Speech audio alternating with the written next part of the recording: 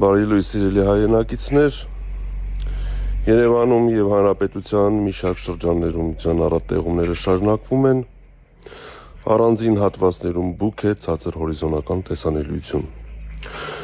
Բայց մեր ցիկլոնը արդեն տեղաշարժվում է հարավ-արևելք եւ այսօր կեսօրից հետո շրջանների մեծ մասում տեղումները կդադարեն,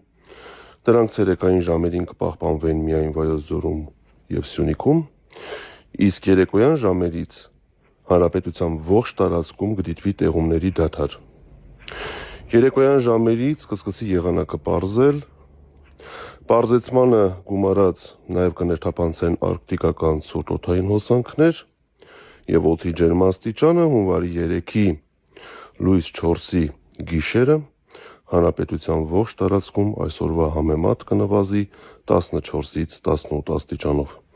Ճանապարհներին սպասվում է մերկասառույց,